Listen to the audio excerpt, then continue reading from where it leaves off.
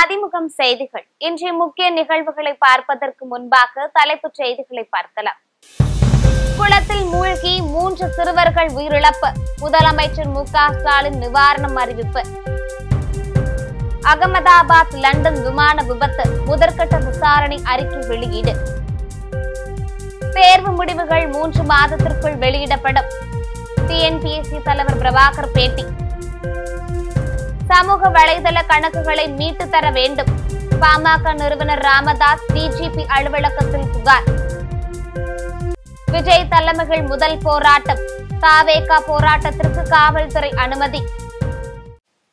தஞ்சையில் குளத்தில் மூழ்கி உயிரிழந்த 3 பேரின் குடும்பங்களுக்கு தலா 3 லட்சம் ரூபாய் நிவாரணம் வழங்கப்படும் என முதலமைச்சர் மு.க. ஸ்டாலின் அறிவித்துள்ளார். தஞ்சாவூர் மாவட்டம் மருதக்குடி கிராமத்தை சேர்ந்த சிறுவர்கள் ஜஸ்வந்த், மாதவன் மற்றும் பாலமுருகன் ஆகிய மூவரும் ஜூலை 11ஆம் தேதி மாலை பள்ளிக்கு சென்றுவிட்டு மருதக்குடி கிராமத்தில் உள்ள குளத்தில் குளிக்க சென்றனர். அப்போது எதிர்பாராத விதமாக நீரில் மூழ்கி மூவரும் உயிரிழந்தனர்.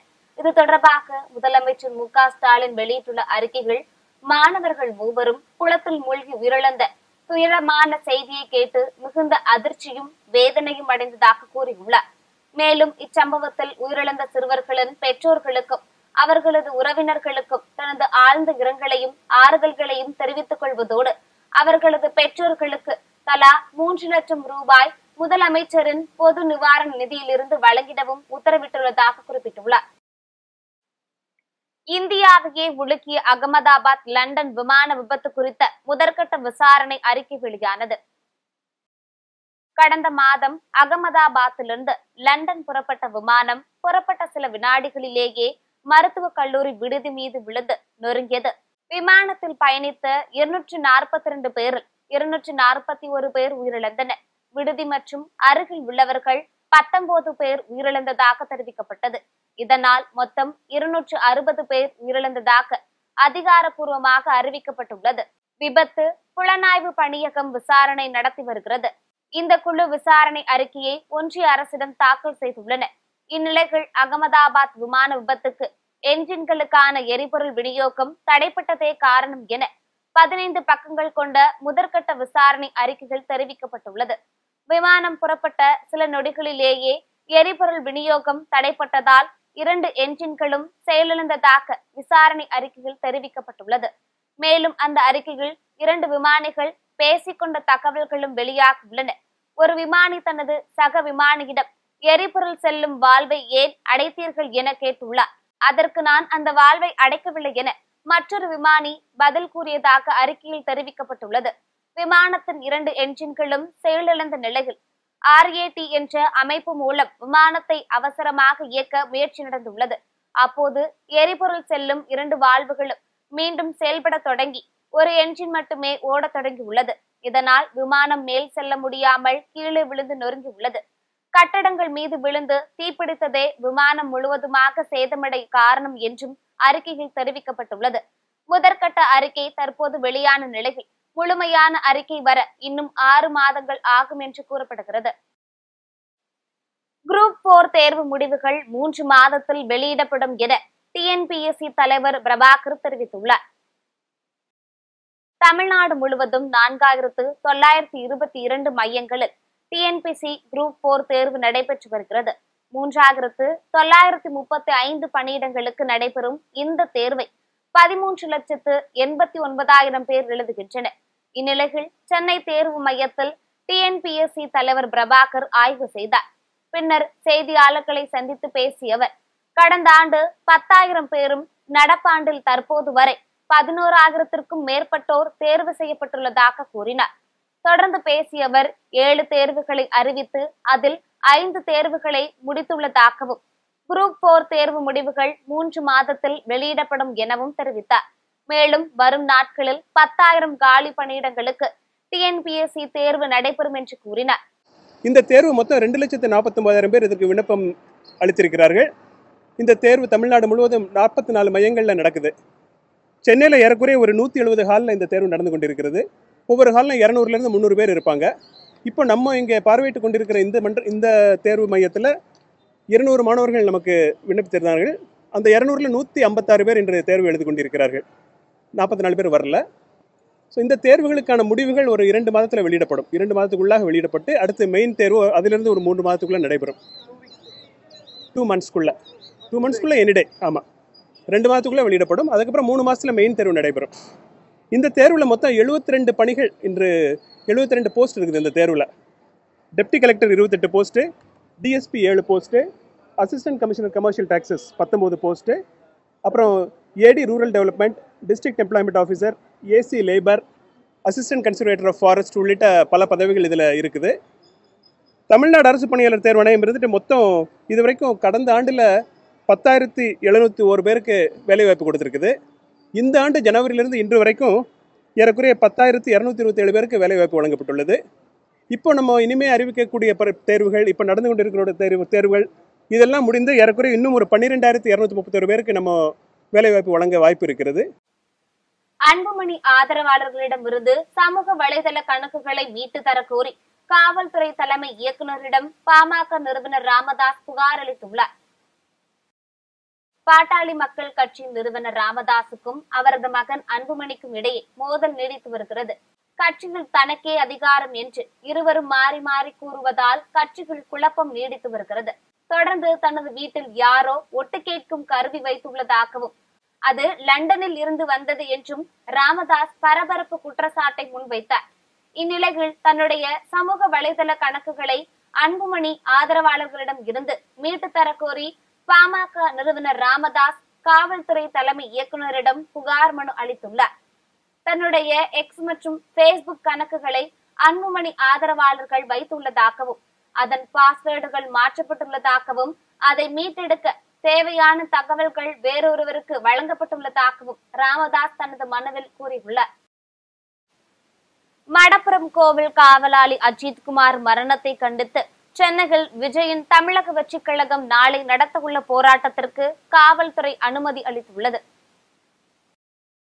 சிவகங்கை மாவட்டம் திருப்புவனத்தை சேர்ந்த கோவில் காவலாளி அஜித்குமார் தனிப்படை காவலர்களின் விசாரணையின் போது உயிரிழந்தார். இதனை கண்டித்து சென்னையில் கடந்த 3ஆம் தேதி போராட்டம் நடத்த தவேக திட்டமிட்ட நிலையில் அன்றைய தினம் அவர்கள் கோரிய இடத்தில் வேறு போராட்டம் நடைபெற்றதால் காவல்துறை அனுமதி மறுத்தது. மனுவை விசாரித்த நீதிபதி 15 நாட்களுக்கு முன்பு காவல்துறையிடம் மனு அளித்தால்தான் முடிவெடுக்க முடியும் என்று கூறினார். இந்நிலையில் சென்னை சிவானந்தா சாலையில் ஜூலை 13ஆம் தேதி போராட்டம் நடத்த தவேக சார்பில் கடிதம் கொடுக்கப்பட்ட நிலையில் குறிப்பிட்ட நேரத்திற்குள் போராட்டத்தை முடிக்க வேண்டும் என்பது போன்ற சில கட்டுப்பாடுகளுடன் போராட்டத்திற்கு காவல்துறை அனுமதி வழங்கியுள்ளது. இந்நிலையில் இப்போராட்டத்தில் தவேக தலைவரும் நடிகருமான விஜய் கலந்து கொள்வார் என தகவல் வெளியாகியுள்ளது. திருப்பத்தூர் மாவட்டம் வாணியம்பாடியில் குரூப் 4 தேர்வு எழுத சில நிமிடங்கள் காலதாமதமாக வந்த தேர்வர்களுக்கு அனுமதி மறுக்கப்பட்டதால் பாதுகாப்பு பணியில் இருந்த காவலர்களுடன் வாக்குவாதத்தில் ஈடுபட்டனர். தமிழகத்தில் காலியாக உள்ள 3,935 பணியிடங்களுக்கு இன்று குரூப் 4 தேர்வு நடைபெற்றது. அதன்படி திருப்பத்தூர் மாவட்டத்தில் 64 தேர்வு மையங்களில் தேர்வு நடைபெற்றது. காலை 9 மணிக்குள் தேர்வு மையத்திற்கு தேர்வர்கள் வர வேண்டும் என தெரிவிக்கப்பட்டிருந்தது. இந்நிலையில் வாணியம்பாடி இஸ்லாமிய மகளிர் கல்லூரி மற்றும் இஸ்லாமிய ஆண்கள் கலைக்கல்லூரிகள் தேர்வு எழுதுவதற்காக வந்த தேர்வர்கள் Vaniyambadi new town railway gate வழியாக வந்த போது காலதாமதம் ஏற்பட்டது. இதனால் தேர்வு எழுத அனுமதிக்காமல் வெளியேற்றியதால் ஆத்திரம் அடைந்த தேர்வர்கள் பாதுகாப்பு பணியில் இருந்த காவலர்களிடம் வாக்குவாதத்தில் ஈடுபட்டனர். மேலும் நீண்ட நேரம் காத்திருந்தும் அனுமதி மறுக்கப்பட்டதால் தேர்வு எழுத முடியாமல் அங்கிருந்து சென்றனர். கரூர் மாவட்டம் முத்தலாம்பட்டி கிராமத்தில் தீண்டாமை சுவர் எழுப்புவதாக கூறி ஊர் பொதுமக்கள் சாலை மறியல் போராட்டத்தில் ஈடுபட்டதால் பரபரப்பு ஏற்பட்டது. முத்தலாம்பட்டி பகுதியில் இரு பிரிவை சேர்ந்த சமூகத்தினர் தனித்தனியாக வசித்து வருகின்றனர். இரு பிரிவினருக்கும் பொதுவாக இருந்த பொது கழிப்பிடம் கடந்த சில ஆண்டுகளுக்கு முன்பு இடிக்கப்பட்டது. இந்நிலையில் அந்த இடத்தில் சுற்றுச்சுவர் எழுப்பப்பட்டு வருகிறது. இதனால் தீண்டாமை சுவர் எழுப்புவதாக கருதி அதனை அகற்ற வலியுறுத்தி ஒரு பிரிவினர் மாவட்ட ஆட்சியரிடம் மனு அளித்தனர். இதனிடையே தீண்டாமை சுவர் எழுப்புவதை தடுக்க உரிய நடவடிக்கை எடுக்கவில்லை என கூறி அப்பகுதி மக்கள் கரூர், திண்டுக்கல் நெடுஞ்சாலையில் மறியல் போராட்டத்தில் ஈடுபட்டனர். இதனை அடுத்து வருவாய்த்துறை மற்றும் காவல்துறை அதிகாரிகள் பேச்சுவார்த்தை நடத்தியதை அடுத்து அனைவரும் கலைந்து சென்றனர். அந்த இடத்துல ஒரு கவர்மெண்ட் பாத்ரூம் இருந்துச்சு, கோயிலுக்கு அப்படியே ஆப்போசிட்ல. இப்போ அந்த பாத்ரூம் இடிச்சு ஒரு 2-3 வருஷம் இருக்கும். நாங்கள் அதை புது சீரமைப்பு பண்றாங்கன்னு நினைச்சு நாங்கள் விட்டோம். ஆனா இப்போ அந்த இடத்துல நாங்கள் செந்தில் பாலாஜி அவர் ரோடு போடுறதுக்காக அந்த இடத்துக்கு வந்திருந்தார். அப்போ நாங்கள் மனு கொடுத்தோம். எங்களுக்கு இந்த இடத்துல ஒரு நாடக கொட்டாய் வேணும், நடன மேடை வேணும். ஏன்னா நாங்கள் ரோட்டை மறிச்சு தான் அந்த இடத்துல நாடகம் போடுறோம். திருவிழாவாக இருக்கட்டும், ஒரு பொங்கல் விழா நிகழ்ச்சியாக இருக்கட்டும். அதனால நாங்கள் எங்களுக்கு அந்த இடத்துல ஒரு நாடக கொட்டாய் வேணும்னு சொல்லி மனு கொடுத்து ஒரு வாரத்துக்குள்ள 1 வாரம் 2 வாரம் தான் இருக்கும். அதான் கூட அவங்க அந்த இடத்துல காம்பவுண்ட் எழுப்புறதுக்கு எல்லா வழியும் பார்த்துட்டாங்க. அந்த கவர்மெண்ட் பாத்ரூமும் இடிச்சுட்டாங்க. அது கவர்மெண்ட்லேருந்து ஒருத்தருமே கேட்க கிடையாது. இப்போ அந்த இடத்துல நாங்கள் நாடக கொட்டாய் கேட்குறோம்.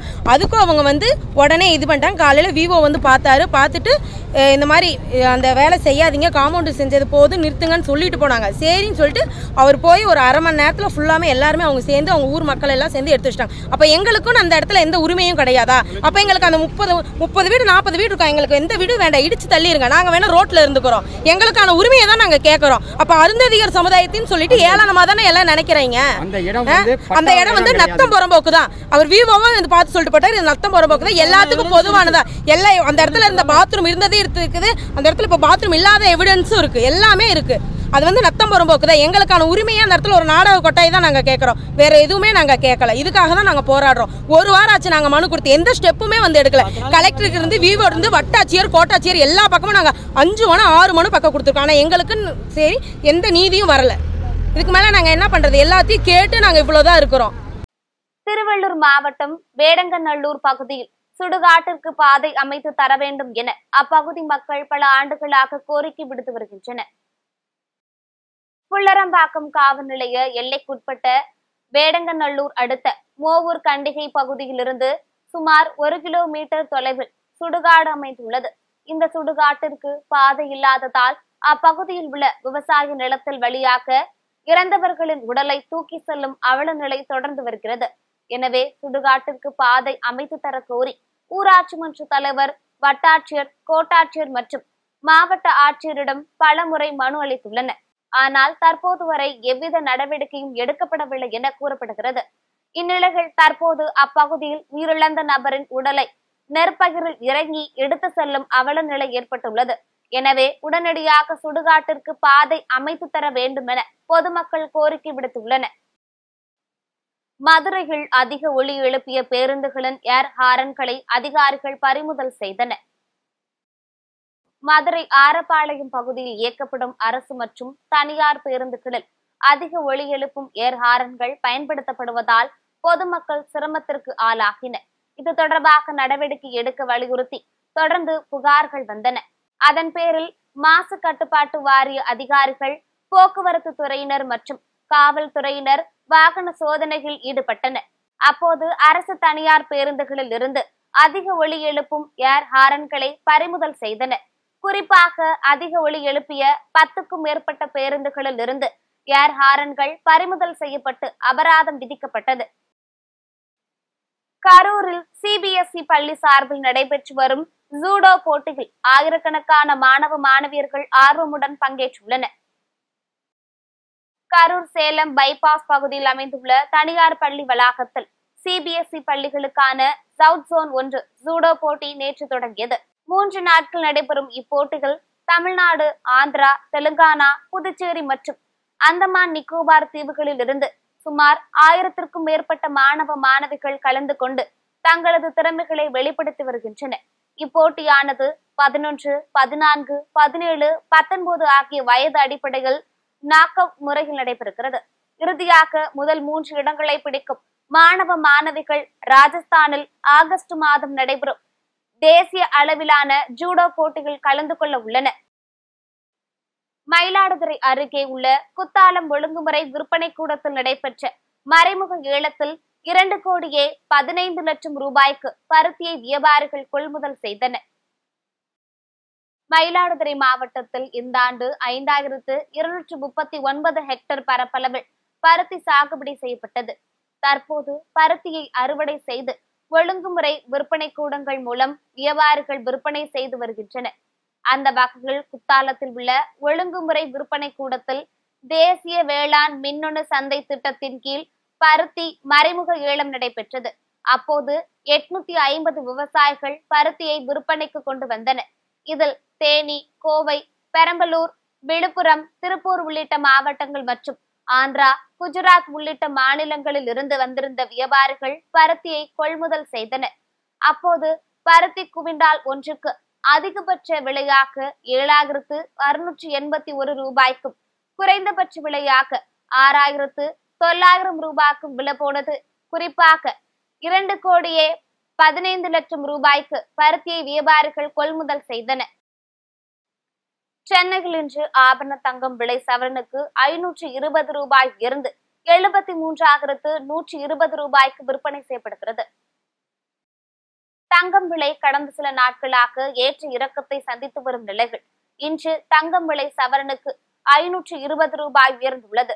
அதன்படி சென்னையில் இன்று 22 கேரட் ஆபரண தங்கத்தின் விலை கிராமுக்கு 65 ரூபாய் உயர்ந்து 9,140 ரூபாய்க்கு விற்பனையாகிறது. மேலும் ஆபரண தங்கம் சவரனுக்கு 520 ரூபாய் உயர்ந்து 73,120 ரூபாய்க்கு விற்பனை செய்யப்படுகிறது. அதே போல் வெள்ளியின் விலை கிராமுக்கு 4 ரூபாய் உயர்ந்து 1 கிராம் வெள்ளி 125 ரூபாய்க்கும் 1 கிலோ வெள்ளி 1,25,000 ரூபாய்க்கும் விற்பனையாகிறது. அரியலூரில் நெல் கொள்முதல் நிலையத்திற்கு சாக்கு மூட்டைகள் ஏற்றி வந்த லாரி மின் கம்பிகள் உரசியதால் தீ விபத்து ஏற்பட்டது. அரியலூரில் இருந்து கோவிந்தபுத்தூர் கிராமத்தில் உள்ள நெல் கொள்முதல் நிலையத்திற்கு சாக்கு மூட்டைகளை ஏற்றிக்கொண்டு லாரி ஒன்று சென்று கொண்டிருந்தது. கோவிந்தபுத்தூர் அருகே சென்ற போது மின்சார கம்பிகளின் மேல் சாக்கு மூட்டைகள் மோதி உள்ளது. இதனால் மின்சார கம்பிகள் ஒன்றுடன் ஒன்று உராய்ந்து தீ விபத்து ஏற்பட்டது. தொடர்ந்து சாக்குகள் பற்றி எரிய தொடங்கியது. இதையடுத்து ஓட்டுநர் சாமிநாதன் லாரியில் இருந்து கீழே இறங்கியுள்ளார். பின்னர் ஜேசிபி இயந்திரத்தின் மூலம் லாரியில் இருந்த சாக்கு மூட்டைகள் கீழே தள்ளப்பட்டது. தொடர்ந்து 1 மணி நேரம் போராடி தீயை கட்டுக்குள் கொண்டு வரப்பட்டது. இந்த தீ விபத்தில் லாரியில் கொண்டு வரப்பட்ட 5,000 சாக்குகளும் முழுவதும் எரிந்து நாசமானது. திருப்பூரில் கட்டிட பொறியாளர் சங்கத்தின் சார்பில் நடைபெறும் கட்டிடங்களுக்கு தேவையான உள் அலங்காரம் மற்றும் வெளி அலங்கார பொருட்கள் கண்காட்சி நேற்று தொடங்கியது. திருப்பூர் மாவட்ட கட்டிட பொறியாளர் சங்கம் சார்பில் ஃபீல்ட் எக்ஸ்போ என்ற தலைப்பிலான 3ஆம் ஆண்டு கட்டிட கட்டுமான பொருட்களின் கண்காட்சி நடைபெறுகிறது. காங்கேயம் சாலையில் உள்ள தனியார் திருமண மண்டபத்தில் 4 நாட்கள் நடைபெறும் இந்த கண்காட்சியை திருப்பூர் மாநகராட்சி மேயர் தினேஷ்குமார் ரிப்பன் வெட்டியும் குத்துவிளக்கு ஏற்றியும் துவக்கி வைத்தார்.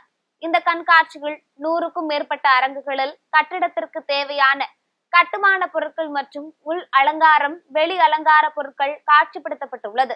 இதில் தமிழ்நாடு, கர்நாடகா மற்றும் மகாராஷ்டிரா மாநிலங்களில் இருந்து வந்துள்ள வர்த்தகர்கள் தங்கள் பொருட்களை காட்சிப்படுத்தியுள்ளனர். இந்த கண்காட்சியில் 100 கோடி ரூபாய் வரை வர்த்தகம் நடைபெறும் என கண்காட்சி ஏற்பாட்டாளர்கள் தெரிவித்துள்ளனர். ஆப்கானிஸ்தானில் கோடை வெப்பத்தை சமாளிக்க வாடகை காரில் ஏர் கூலர் எந்திரத்தை உருவாக்கி ஓட்டுநர்களின் வீடியோ வைரலாகி வருகிறது. ஆப்கானிஸ்தானில் கோடைக்காலம் தொடங்கி கடுமையான வெப்ப அலை வீசி வருகிறது. இந்த நிலையில் அங்குள்ள காந்தகார் நகரில் கோடை வெப்பத்தை சமாளிக்க உள்ளூர் மக்கள் வித்தியாசமான நடவடிக்கைகள் ஈடுபட்டு வருகின்றனர். இந்நிலையில் வாடகை கார்களில் அப்பகுதி மக்கள் உருவாக்கப்பட்ட ஏர் கூலர் எந்திரத்தை காரின் மேல் பொருத்தி உள்ளனர். இந்த ஏர் கூலர் எந்திரத்துடன் ராட்சத குழாய் ஒன்றை சொருகி கார் ஜன்னலோடு அதை இணைத்துள்ளனர். மேலும் வாகனம் முன்னே செல்ல செல்ல ஏர் கூலர் எந்திரத்தில் ஊற்றப்பட்டுள்ள தண்ணீர் காற்றுடன் இணைந்து ராட்சத குழாய் மூலமாக குளிர்ந்த காற்றாக ஜன்னல் வழியாக காருக்குள் வீசுவது போல் வடிவமைத்துள்ளனர். இந்த முயற்சி வெற்றி பெற்றுள்ள நிலையில் அங்குள்ள ஓட்டுநர்கள் அனைவரும் இந்த முறையை செயல்படுத்தி வருகின்றனர். தற்போது இது தொடர்பான வீடியோ காட்சி இணையத்தில் வெளியாகி வைரலாகி வருகிறது. மீண்டும் தலைப்புச் செய்திகள். குளத்தில் மூழ்கி 3 சிறுவர்கள் உயிரிழப்பு, முதலமைச்சர் மு க ஸ்டாலின் நிவாரணம் அறிவிப்பு. அகமதாபாத் லண்டன் விமான விபத்து முதற்கட்ட விசாரணை அறிக்கை வெளியீடு. தேர்வு முடிவுகள் 3 மாதத்திற்குள் வெளியிடப்படும், டிஎன்பிஎஸ்சி தலைவர் பிரபாகர் பேட்டி. சமூக வலைதள கணக்குகளை மீட்டு தர வேண்டும், பாமக நிறுவனர் ராமதாஸ் டிஜிபி அலுவலகத்தில் புகார். விஜய் தலைமையில் முதல் போராட்டம். தாவேகா போராட்டத்திற்கு காவல்துறை அனுமதி. இத்துடன் செய்திகள் நிறைவடைந்தன. மீண்டும் செய்திகள் இரவு 8 மணிக்கு. மேலும் செய்திகளை தெரிந்து கொள்ள மதிமுகம் பிரைம் யூடியூப் தளத்தில் இணைந்திருங்கள்.